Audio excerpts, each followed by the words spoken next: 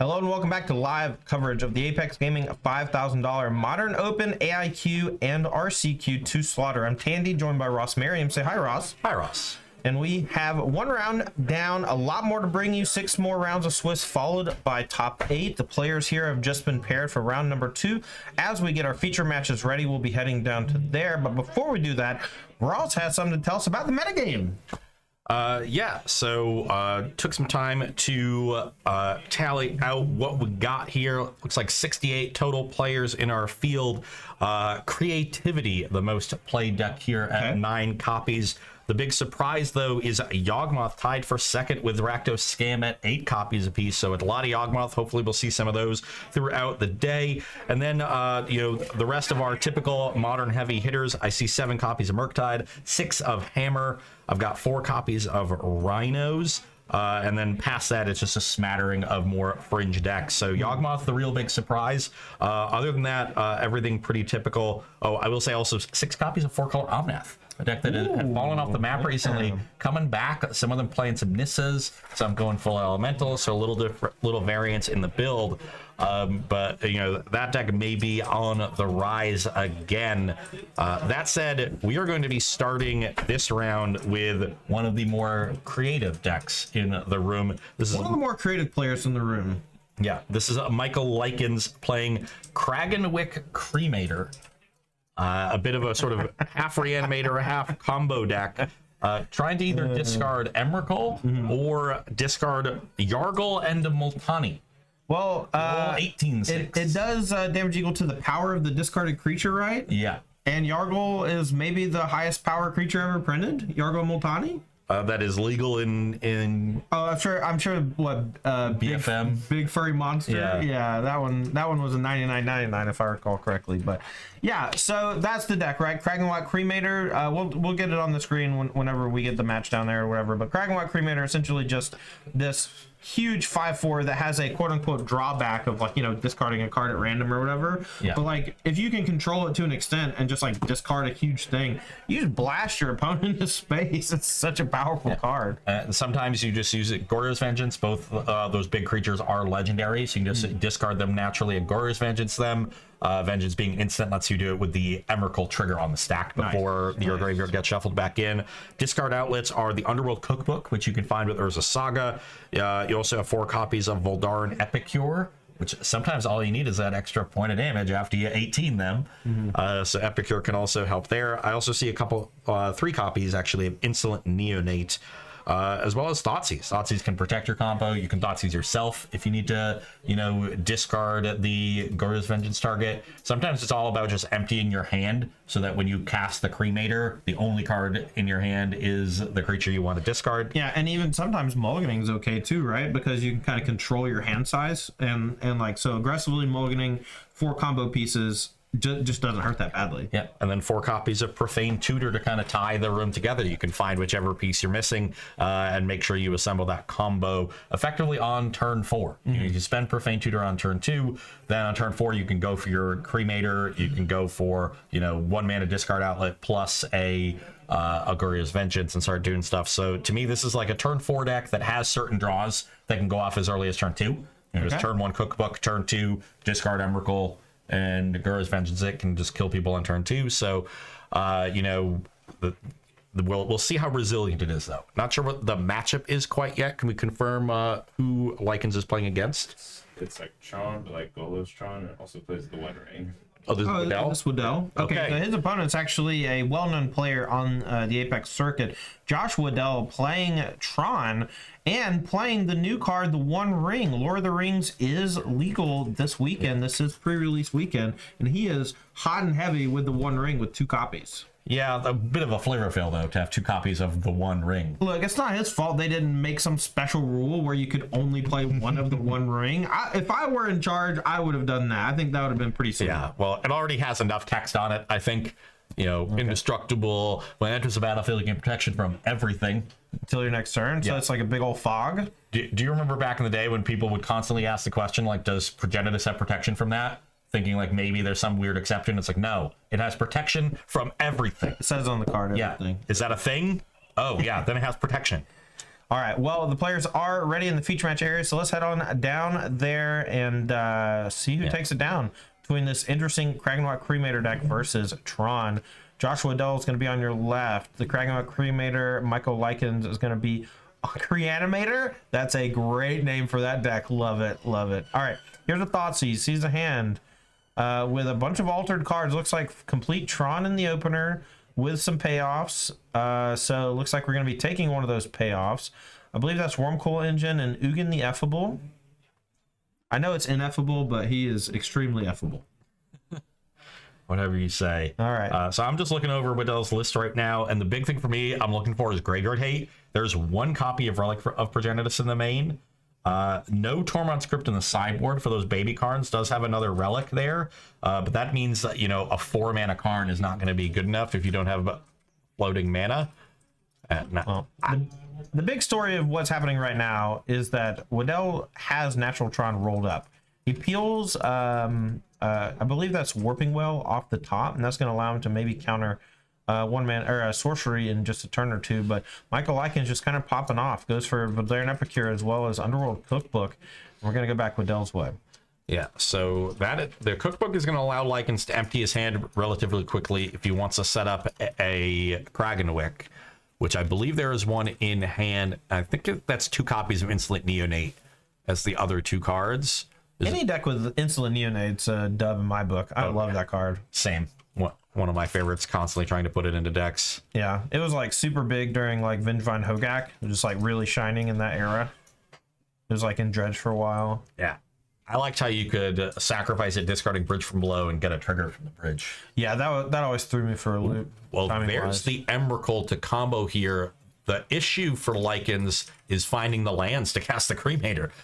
Yeah, and only 2 lands, and the Saga's going to be dying next turn. I've got to assume we have a drum. Yeah, Springleaf Drum kind of offsets losing the land itself, as long as you have a creature in play, and it looks like we're going to be able to do that. Here comes an attack for 1. Epicure going to swing on over. Waddell has Warping Well at the ready, as well as Tron into a payoff next turn. Here comes Insolent Neonate. Waddell's going to read that one. No copies of Springleaf Drum in the list, so that is actually a big problem for Likens. He is just short on mana here, and if he gives Waddell too much time, the Tron deck can start doing some busted stuff. All right, well, we did find a land off of the Insolent Neonate, so we can go end of turn fetch, untap, Chapter 3 of the Saga. We can float a man off of it if we draw the 4th land, and then go Kragenwhack, Emrakul up top, 15 damage. Though at this point, 15 not lethal. You know, in Modern, your opponents are usually dealing themselves a little bit of damage with their mana base. Tron is one of the decks that never does that. All right, well, Waddell here, let's see if he did have Natural Tron like his opener suggested with the way his lands were being displayed, and he does. Power Plant, Tower, and Mine active. Pretty art. Trust us, that is Tron. Well, I wouldn't say trust us, because I'm like 90% or whatever. I can kind of read the cards from here. Yeah, I just look at the shape of the words, and I can see one that's clearly 3 words. Yeah, and then there's always like the big tower in the middle of the tower, right? All right, here is Ugin the Ineffable. This is going to manifest a card off the top on the plus. That's a 2/2. And then if it's a creature at some point, he can pay the mana value of it to turn it face up. But most of the time, this is just a 2/2. And then if your opponent kills it, it goes to your hand, which is pretty nice. Yeah, I don't know if the Kragenwick is going to actually be good enough here. I think if I'm Likens, I might gamble to try to find a Goyr's Vengeance. Like, cash in this blood, discard the Kragenwick. So what is 15 damage doing? Well, it means that maybe like a peeled burn spell or something can finish it off. I'm not sure exactly what the composition of the deck is, but it does have 2 lightning bolts, and Profane Tutor can tutor for them, so you kind of have 6 of them. All right, so we play again the Ineffable. We're also playing or cracking Expedition Map. It's going to go get another Urza's Tower. I feel like he was one short of being able to do that. Yeah. Because we have 7 mana from Tron, the Ugin costs 6. Yeah. The map itself should cost 0, because Ugin makes your colorless spells cost 2 less. He had a treasure from the Warping Well, or he had a mana from the Warping Well token, so I'm done. Had exactly enough. The Ugin having that cost reduction doesn't come up too often. Usually you're just like super, you know, you just have mana like crazy. All right, going back to Michael Lycan's way. Let's see if he can peel land number 4 to deal 15. He does. There it is. So we got to float off the Saga. And I think all the Saga finds is more cookbooks. Yeah. Okay. Well, you got to do the cooking by the book, Ross. Yeah. Michael, you've only got one line here. Just... Well, can Kraken Whack do, is it just opponents? Because I know that back in the day, you could redirect the damage to a Planeswalker. I don't think you can do it anymore, but maybe it's been reworded. All right, floating mana. No, he's just making a construct. Okay. It does go to player or Planeswalker. Oh, nice. Okay, so that's interesting. I don't know what he thinks this construct is going to do. Well, I think he just thought to himself, dealing 15 to the face is worse than trying to draw the Goryo's Vengeance, like you said. Just not choosing to use the blood, holding on to the Kraken Whack for maybe for next turn if he is able to draw the land naturally. The construct is going to be quite large. I don't know, man. All right, back Waddell's way. See if this Tron deck can close the deal. We got Ulamog in hand. We got Karn the Great Crater off the top of the deck. World's Fair for Joshua Waddell, and all the mana to pay for it. And everything's also reduced from Ugin. Yeah, so we got 10 total mana. This Karn only costs 2, so you just tap the power plant for that. That works. Thankfully, they banned Mycosynth Lattice, so the game's not technically over yet. Yeah, that would do it. All right, so Waddell's going to go searching sideboard here, looking for an answer. Slumming looks to be Engineered Explosives. Keeps going. And explosives would deal with the construct and the blood, potentially. Yeah. Could also just deal with the 3/1s. Yeah. Killing the cookbook seems nice. That'll turn off the ability of like Goryo's Vengeance, maybe. Although the blood token does play that role nicely, so. Waddell could Stonebrain his opponent. Oh, do you name Kraken Wax? You name Goryo's Vengeance? You name Emrakul? Yeah, I don't know. I'd probably just like Ulamog some lands or whatever. I just don't feel like you can lose. Looks like he went for the One Ring, a little bit of a show off here. This is gonna cost 2 mana. Okay, so it has protection from... So Krakenwick is dead next turn. This just cannot be better than playing an Ulamog and eating 2 lands. Did we have Ulamog in hand? Yeah, we drew it this turn, or we drew it last turn. Yeah. And we had the mana for it this turn. That's okay. We'll get them next turn. We'll eat up them lands next turn, hopefully. So the One Ring comes down. Now, that means Joshua Waddell has protection from everything until the next turn, but that does not protect your Planeswalkers. So Lycans here can choose to have the Construct and the Epicure go after the Planeswalkers, potentially. Waddell's got the Manifest to block there, so if he wants to protect the Planeswalkers, he can. All right, we're going to put a burden counter on it and draw a card. That means we're going to start taking damage next turn on the upkeep. This could be dangerous for Waddell, because if Lycans can get off the Krakenwick at any point and just put Waddell to 3, could die to his own One Ring. All right. I'm going to go ahead and make another Manifest. Manifest at number 2. Got to get track. Yeah. Here is Eugene. Karn Liberated. Okay. Eugene would be excellent because all your stuff's colorless, but there's a lot of color stuff on the other side too, so maybe not. So Liberated here can go after hand. I actually kind of like +4 on the hand. Hand or land. It's one of those two. Killing Construct's okay too. Thing's kind of large. Waddell gonna go up. Putting it at 10. That's a discard. Michael Lycan's gonna give Emrakul over. I wonder if he's I hope we see a reset with this Karn. I don't think there's a good reason to do a reset. Oh, did Waddell just miss the Construct and attack his Manifest, or is he trying to get a free card off of it? Because this is a 4/4, just easily blocking the 2/2. Yeah. Waddell might have just missed it. Those tokens just kind of clumping up. It's another Tron land, so still gets the card. Not that huge of a deal. Perhaps it was intentional. All right, back Lycan's way. Let's see what he can do. Blood token, 2 cookbooks, a Construct, an Epicure, and 3 lands. Just Kraken Whack in hand. draws another cookbook, I think. Yeah. I think Lycans just had to go for the Kragenwick the turn before, then hope to find something off the top to finish Waddell off from 3. All right, well, an attack and a pass. Waddell does block with the manifest, and it does go to hand thanks to the Eugene ability. Now, 3 huge planeswalkers and a gripful.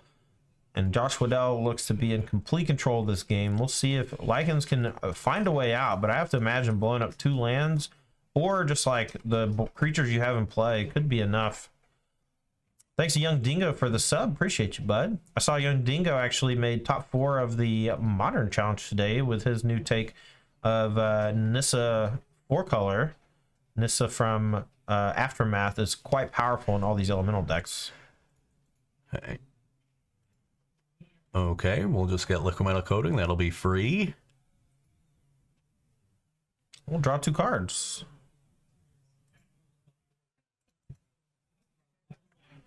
Chromatic.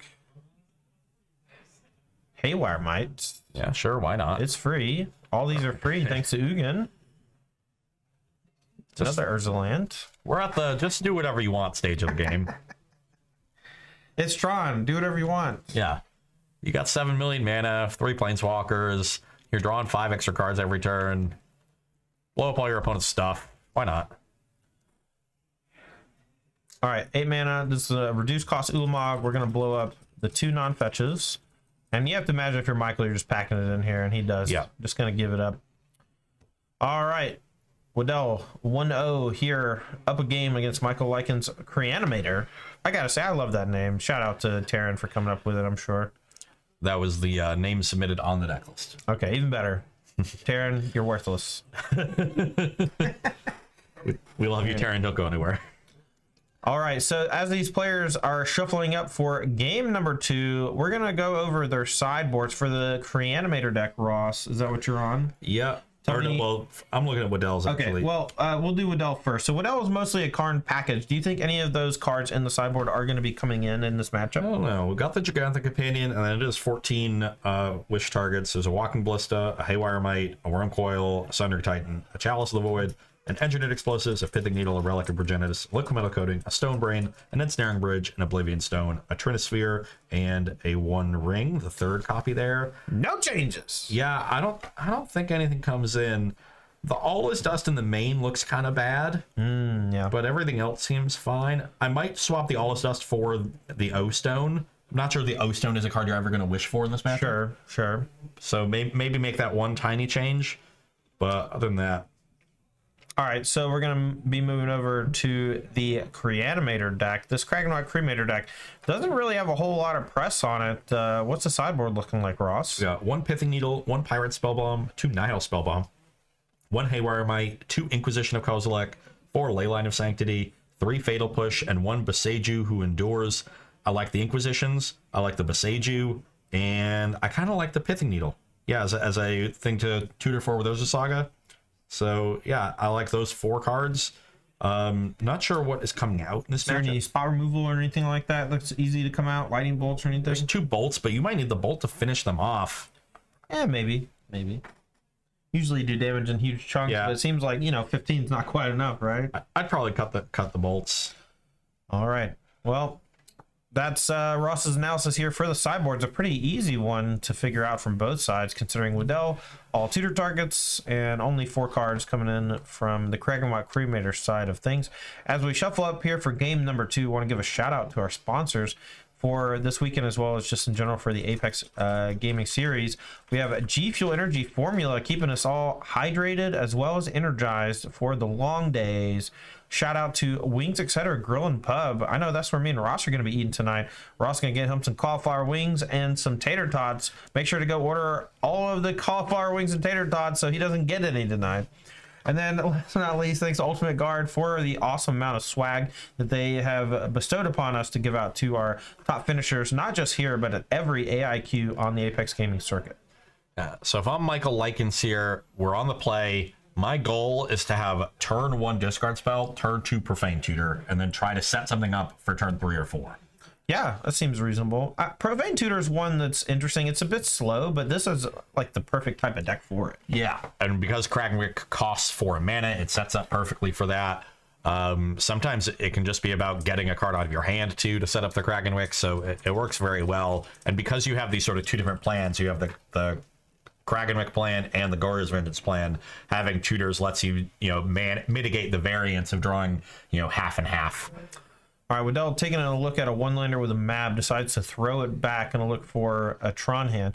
Now, the one thing that the London Mulligan in recent years has done to Modern, I think, it kind of homogenizes the draws that each deck has, essentially increasing their overall functionality. And I think that in a deck like Tron from Josh Waddell, just finding the 3 Tron lands is paramount as far as importance is concerned, and everything else is basically secondary. And so if you can mulligan into a 3 or 4 card hand that has Tron, that's better than a 7 card hand or a 6 card hand with no Tron. Yeah, and whenever I play this matchup in Modern, I always hope my opponent is the Tron player that keeps mediocre 7s and 6s. Yeah, you can learn a lot from watching Waddell play this deck because he's very disciplined in his mulligan decisions.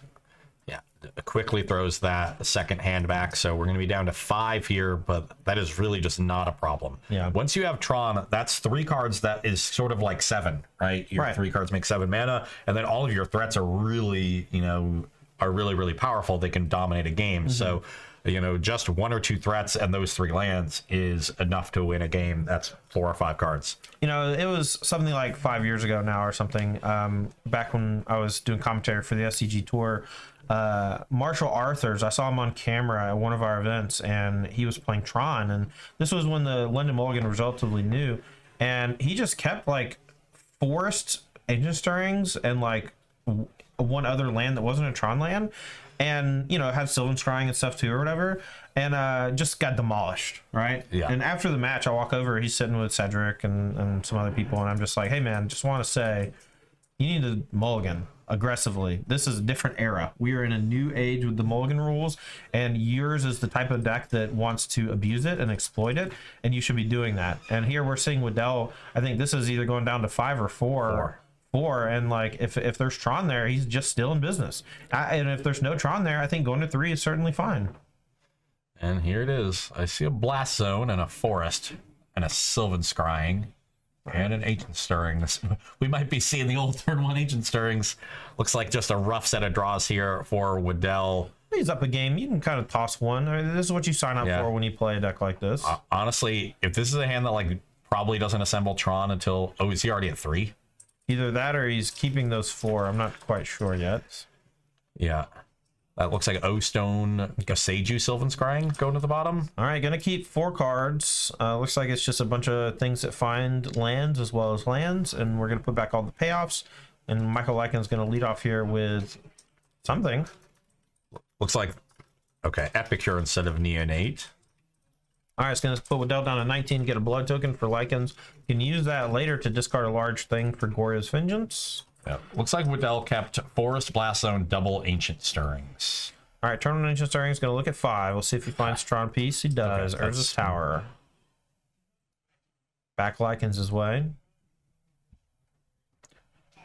Draws a Black Red Dual Land, likely a Blackcleave Cliffs. Looks like Neonate, Profane Tutor. Can't tell what the rest are. So I imagine we know we got time, so let's suspend the Profane Tutor. Yeah. Lycans agrees. Profane Tutor suspended. 2 counters on it. It'll be tutoring up in 2 turns. Waddell draws a mostly dead Ulamog. Gonna go for Ancient Stirrings 2, looking for another Tron piece. Finds one off the top. Can the Ulamog really be dead if it was never really alive? What makes you think that the Eldrazi Titans were never alive? Because he's never gonna cast it. That was my point. I thought you were just implying that things that live in the endless void aren't alive. No. And to that I say, Emrakul be having babies, be squirting them out. What? Invaded so many planes. That's power plant. So we're surprisingly close to Tron. The Ancient Stirrings have been relatively kind to Josh Waddell. I wonder if it would have been better for him to ship the Blast Zone and keep the Sylvan Scrying. Oh, maybe. Yeah, just like banking on the land. Yeah, it's Forest and 3 green cards. All right, here is an Insolent Neonate. Lycan's gonna discard the Emrakul. We have the Goryo's Vengeance. Why do you have to have that one when he bowls the 4? Why can't you have that one when he keeps the perfect 7 with triple Tron? Yeah, the turn 3 Emrakul on the play against Tron, there's very little Waddell can do about that. Has 1 relic in the main, 1 on the sideboard. It probably has to keep the relic in the board for Karn. So it's just, does he draw the 1 relic? Yeah. Well played there from the Creanimator deck. You know, the turn 3 Emrakul, always a delight. And Waddell saw the writing on the wall. No need to keep playing. Yeah, and the Goryo's Vengeance plan certainly better than the Creanimator plan in this matchup. The Creanimator plan dealing 15 or 18 is, as I said earlier, fairly dependent on the opponent dealing themselves a little bit of damage. You get in for a little here and there with like an Insolent Neonate attack, an Epicure ping. You've got those 2 bolts, but those probably have to come out in this matchup. And so it's just hard sometimes to get over the finish line. And we saw Lycans in game 1 opt not to go for Creanimator when he could have, because he didn't think it was going to be good enough. Yeah. And I don't think it would have been. I don't either. It would have dealt 15. Waddell would have basically just stopped activating the One Ring or whatever. Well, he didn't even, he played the One Ring the next turn, so he just wouldn't have gotten the One Ring with the Karn. Yeah, he would have got anything else with the Karn. And so the Goryo's plan certainly much better here. Attacking with Emrakul is basically the best thing you can do. Maybe in Magic, honestly. It's very good. All right, Waddell here with a quick mulligan. That must have been a pretty weak opener. But as we have already discussed, the London mulligan is a boon for decks like Tron because they are essentially allowed to mulligan as many times as necessary as it is to find those Tron lands or ways to get the Tron lands. I see the Pithing Needle in Lycan's opener, and it looks like 2 copies of Profane Tutor, so probably a slow hand, really hoping that Waddell leads on map. And you can just needle the map, stifle Waddell's development, buy yourself some time, and set up a combo with those tutors. All right, Waddell here shuffling up for the mull to 6. Let's see if he has anything to keep, and if Lycans can disrupt him a little bit.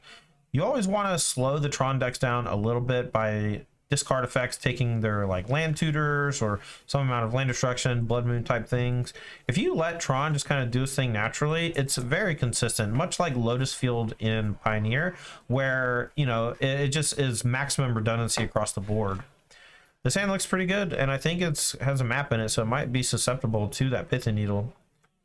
I think I see a bunch of stars. Where are the lands?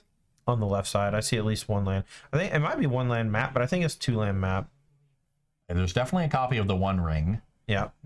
Which it could be important just to buy time for a turn, though protection will stop you from taking damage from an Emrakul attack. It will not stop the Annihilator trigger. No, but it does stop the Creanimator Cremator hit. So yeah. All right, Waddell deep in the tank, either on the keep or figuring out what to put back. This is maybe the most important decision he's got to make all match. The deck autopilots nicely. Sequencing is important, but mulligan, I think, is the biggest decision. All right, we're underway. Waddell's going to be on the play. Turn 1. Urza's Tower into Chromatic Star. Past the turn. Michael Lycans finds Thoughtseize off the top. That could be a nice disruptive thing. Just blow Waddell down. Gotta fire this Thoughtseize off. Because I would, if my opponent leads on Star or Sphere, I assume they're playing a Sylvan Scrying the next turn, or maybe a Stirrings, and I wanted to strip that. Well, that is not what's happening here. Looks like we have Map, Star, and the One Ring, maybe 2 stars in the One Ring. This is a very like cycle heavy hand for Waddell. Surprised we would take the map when we have a Pithing Needle in hand. Well, maybe just wants to save it for something else. For Baby Karn would be a good choice. Baby Karn, do. This is your fault, Ross. Also, I noted the very good islands from one of our players last round. That Tempest or Mirage Swamp, I mean. I was gonna say, if you said, you didn't know I was gonna correct you. I love correcting Ross when he's wrong. It's like the most satisfying thing in the whole world. I played those swamps in an invitational once with Mono Black Aggro and Pioneer. Oh, you did great in that one, didn't you? I went like 7-1 in Pioneer. Nice. All right, floating mana gonna be used to cast another Chromatic. 25 of them. Let's see if we want to play even more Chromatics or if we want to crack them. I kind of like just playing it. Yeah, so do I. Like they don't cost, once you commit the mana to play them, they don't cost mana to sacrifice, and you could draw green cards that you want to cast. All right, Cookbook the Find for Lycans. Let's see if he can set stuff up. Get a quick fetch. This is likely going to be a suspended tutor if I had to guess. Second distinct Tron land was an excellent draw from Waddell. Tron player drawing a Tron land when he's in need of Tron lands? Never happened to me. I'm surprised by that map take. Like, you've got the needle. When I'm playing You taking Tron, the One Ring? You want to take a cycler? I like taking the map. Taking the map. I mean, maybe because you have the needle, like your argument makes sense. But if he's just like not even thinking about the needle on the map, I don't know. I just feel like taking the map it's like one of the more important cards. well, we've run out the needle, so what are we naming? Oh, I hope he names Chromatic Star. I hope it's just like a learning experience. There's an Ugin the Ineffable. We've been over this, Ross. Say it right. All right, cracking Chromatic Star. It looks like we're probably gonna be cracking a couple of them here. That looked like a Beseiju off the top. Yeah, not a lot of help. I think I'm cracking. Yeah, now I'm just cracking both of these stars. Can we get confirmation from the spotter on the name for the Pithy Needle when you get a moment? Star. Named Chromatic Star. All right, folks. Well, I'm going to educate y'all a little bit here, okay? This is a mana ability on this card. Yeah. And Pithy Needle specifically says mana ability. Now, Waddell might know that Needle's not working. Lycans definitely doesn't know that Needle is not working. And we'll see how the game plays out, but it has been Chromatic Star as the name. And, you know, as Ross and I are like super old school players, we've seen this happen a lot. And there's a reason why I said, let's see if he names Chromatic Star so we can have a learning moment. I'm not sure if Waddell knows. I don't think he knows I either. think he would have cracked them last turn if he did. Yeah. Well, he did draw the Beseiju, so I think it was like kind of, I mean, I was just unsure. But here's a sack of the Chromatic Sphere. Is that a Mont? It is. Yeah, That's but Tron. no, there's 2 mines. Oh, He you're needs right. the you're power right. plant. Okay. Has Ugin the Ineffable. Can play the One Ring next turn. Oh my God, Josh! Look. It's a mana ability. Look. Okay. If one person can mess it up, 2 people can certainly mess it up. We missed our Profane Tutor trigger. All right. Well, we're going to call a judge here to see if we can get the Profane Tutor's trigger to resolve. My guess is the judge will allow Waddell the option to put it on the stack. And if I had to guess, Waddell is going to say, sorry, brother, you missed it. Yeah. Already drew the card for turn, so I believe that is how this is going to play out. Yeah. That said, Lycan should have some time here.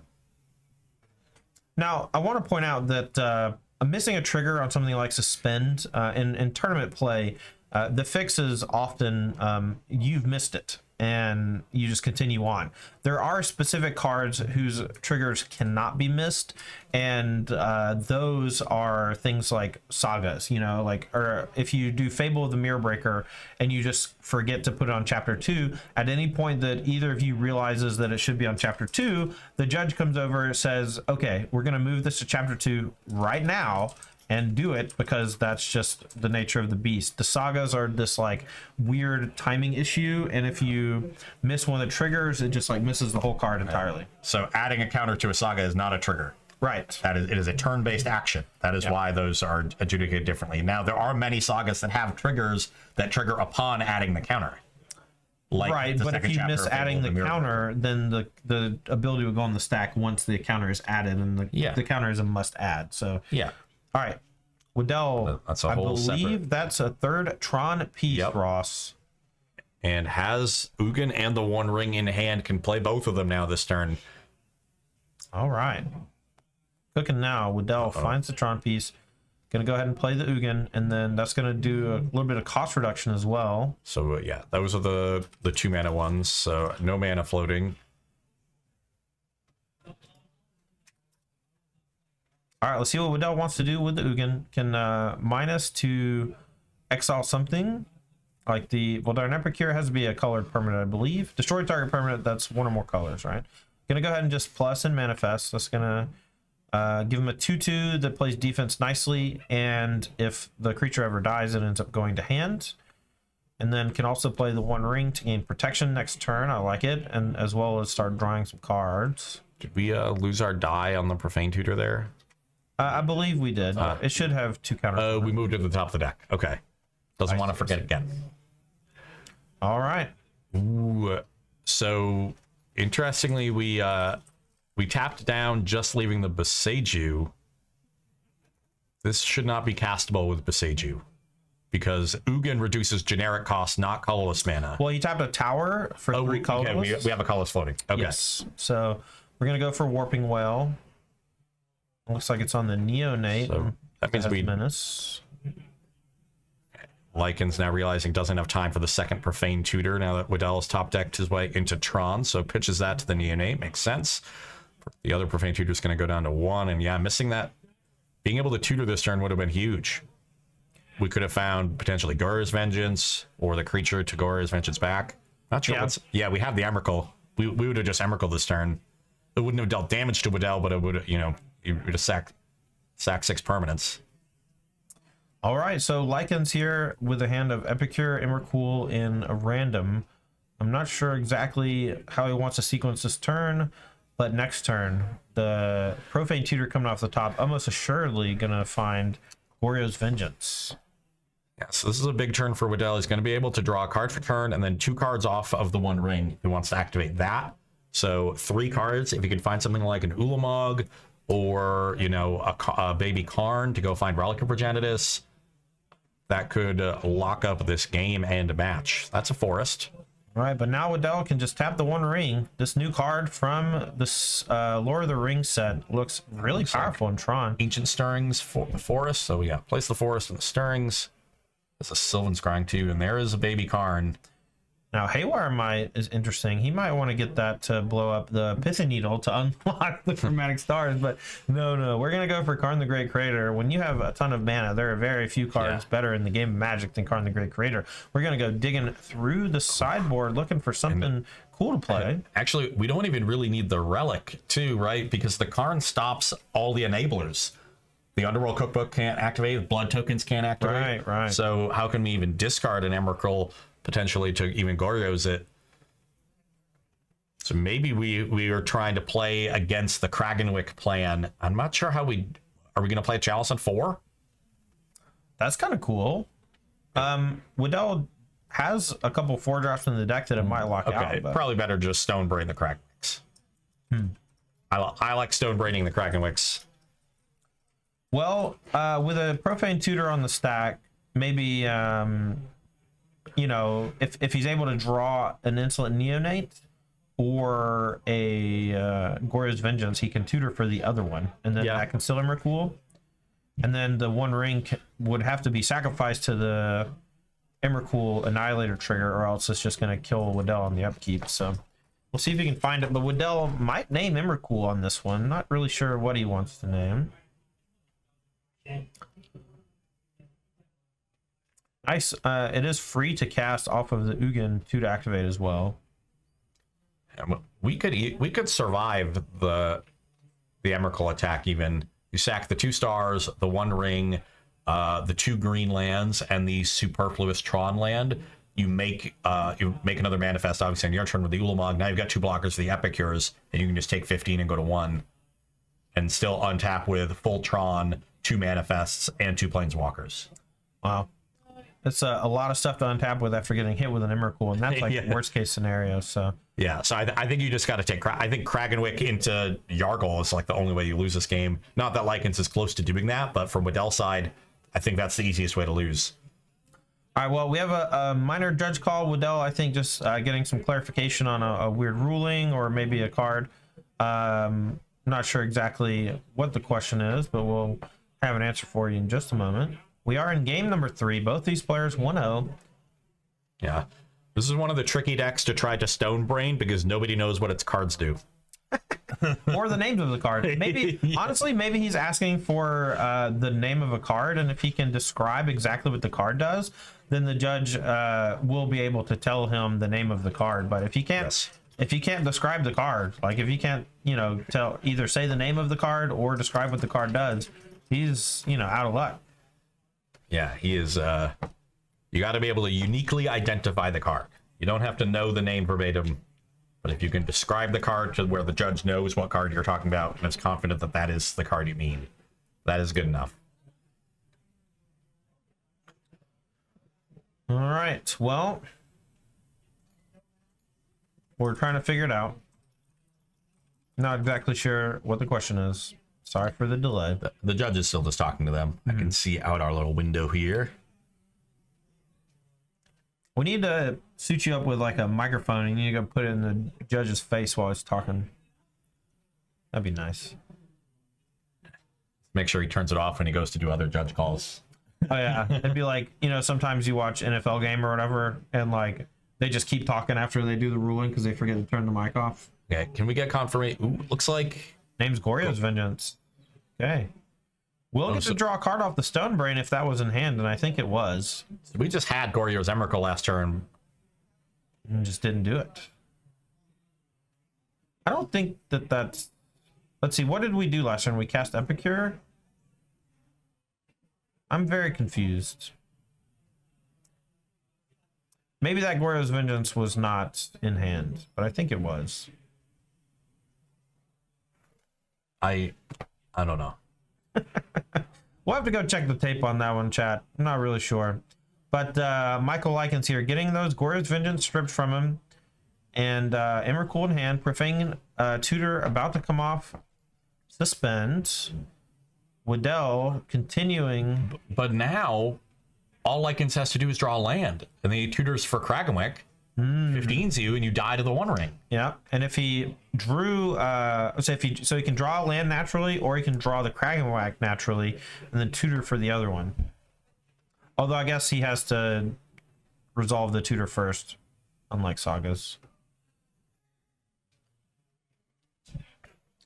Likens down to 15, Waddell down to 16, finds Urza Saga off of the Sylvan Scrying, plays land for turn. Can remember your okay, he's gonna die in each place. Okay. Yeah. Oh yeah. All right. But it's like I wasn't done yet. All right, here comes Profane Tutor. What are we gonna go get? It's gotta be Kragenwick, Yeah, right? gotta be. Gotta be.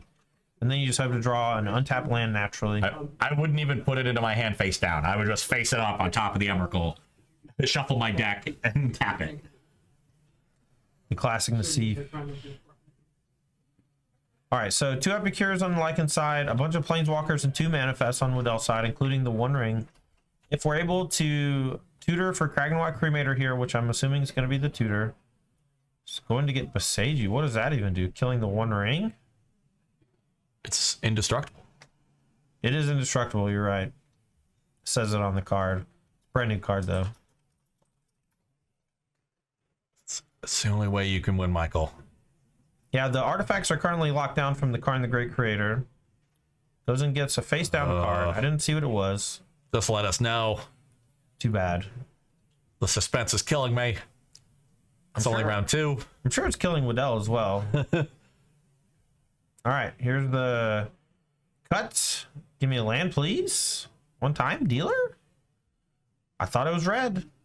Might have been Kragenwick. There's a swamp. I think we did it. I think we did it as well. We did it. Okay, Likens, you got it rolled up, brother. Let's go. Just play your spell. All right, there's the fetch swamp. first. I don't know, man. I don't know. I'm gonna... Does he think Waddell has like protection from it still because of the One Ring? That's only for the 1 turn. I don't know. I'm just gonna say that 100 years from now, they're gonna watch this video and they're gonna try to piece together what happened, and I don't think that they'll be able to figure it out. They'll have all the technology in the world. They'll see Kragenwick, they'll see Fourth Land, they'll see Emrakul, and they'll think to themselves, why didn't he kill his opponent? And the answer may surprise you. So now what is... If we use Chalice on 4? Chalice on 4 is lit. Is that Wormcoil Engine? I mean, you got to win the game somehow. I don't know. Whatever. There's Wormcoil Engine. I would have personally gotten a huge Walking Ballista, I think. All right, we have a backup Karn, so I guess we'll go get whatever. We still have 6 mana left over. We can still get a Chalice on 4. That's true. That's true. So we have so much mana, and all our spells are so cheap. That Karn should be on 5 to start. If we're minusing, it should be on 3. All right, Waddell with the World's Fair. Another Tron line in hand as well that he can play. Just lock your opponent out. They can't win without Goyros or Kragenwick. Has he? I guess he did look through the deck, so he did see Kragenwick. All right. I guess Haywire Might would put us to 16 and let us live, but then we're going to die to the One Ring the next turn. Yeah. Guess we can eat our own One Ring. Yeah, we can exile it with Haywire Might and go to 16. I think Chalice on 4 is a bit better, though, yeah? Gonna go get Liquid Metal Coating, so I guess we're gonna try to start blowing up the lands. Nope, Haywire Might. Okay. All right, there's the Haywire Mites. We're gonna use that to blow up Pithing Needle because that was locking down the Chromatic Stars. I'm telling you, man, we're gonna have Tom Cruise from Minority Report looking over this footage, right? And he's gonna do the little eye glances and try to figure it out, and then he's just gonna be baffled. Okay, we got a Golos. Sure. Sure. Nice.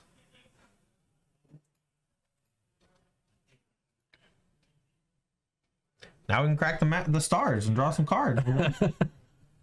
Okay, fine. Cascading Cataracts are ready to draw some more cards. If Michael lets you live.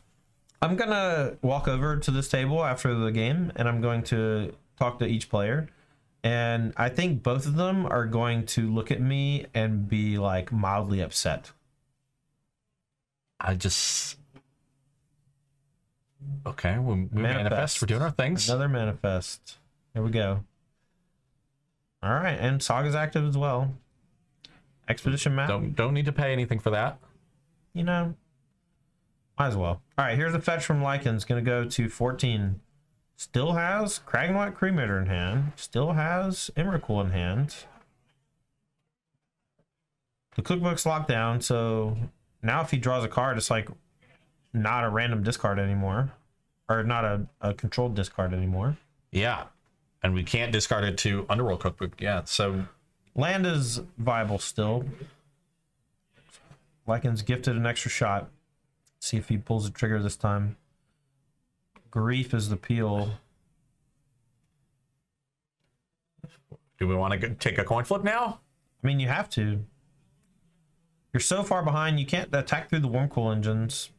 Maybe Lycan's did not realize that the ring dealt damage to you on the upkeep, but maybe after seeing Waddell take it this time. Oh my god. Here it is, 50-50. 50-50. Kragenwood Creamator coming down. 2 hits. You're gonna roll die. Joshy. What you gonna do? What you gonna do? Better pick right. I think right hand's Emrakul. All right. 1, 2, 3, 4, 5, 6. Roll it. Maybe did odd even. And 4, 5, 6. Bang. 15 you.